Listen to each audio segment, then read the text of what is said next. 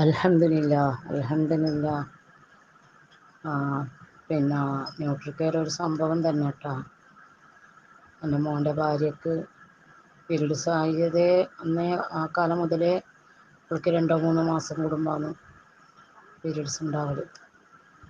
പിന്നെ ഇപ്പോൾ കല്യാണം കഴിഞ്ഞിട്ട് 3 കൊല്ലമായി, കുട്ടികളും ഇല്ല. അപ്പം ഡോക്ടറെ കാണിച്ച് സ്കാനിങ് ഒക്കെ ചെയ്തപ്പോൾ PCODയുടെ പ്രശ്നമാണെന്ന് പറഞ്ഞു. അതിന് ട്രീറ്റ്മെൻറ്റൊക്കെ ചെയ്ത്, എങ്കിലും മെൻസസ് കൃത്യമായിട്ടുണ്ടാവുന്നില്ല. ഇപ്പം ന്യൂട്രിക്കെയർ കുടിച്ചതിന് ശേഷം ഒക്ടോബറിലും നവംബറിലും കൃത്യമായിട്ട് മെൻസസ് ഉണ്ടായി. ഒക്ടോബർ 25-നും നവംബർ 25-നും മെൻസസ് ഉണ്ടായി. അത് മാത്രമല്ല, അവൾക്ക് 15 ദിവസം വരെ ഈ 3-4 മാസം കൂടി വന്നു കഴിഞ്ഞാൽ ബ്ലീഡിങ് ആണ്. 13-14 ദിവസം വരെ ഭയങ്കര വയറുവേദനയും നടുവേദനയും കാല് കടച്ചിലൊക്കെയാണ്. ഇപ്പോൾ മാഷാ അല്ലാഹ് അൽഹംദുലില്ലാ ഈ 2 മാസം സംഭവം ഉണ്ടായി തന്നെ അറിഞ്ഞിട്ടൊന്നുമില്ല. അതുകൊണ്ട് വളരെയധികം സന്തോഷം. അൽഹംദുലില്ലാ.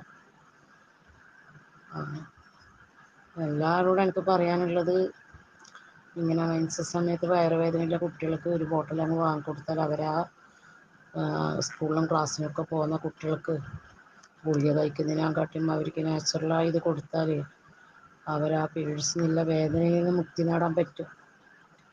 അത് നമ്മളൊരനുഭവമാണ്. ഇനി നിങ്ങളെല്ലാവരും ദുആയിൽ ഉൾപ്പെടുത്തുക. ഇനിയൊരു സാലിയായ ഒരു കുട്ടിയെ കൊടുക്കാൻ വേണ്ടിയിട്ട്. അതുകൊണ്ട് ഞാനിപ്പം ഗൾഫിലേക്ക് പോകുന്നവരെ 2 കുപ്പിയും കൂടി കൊടുത്തയക്കുന്നുണ്ട്.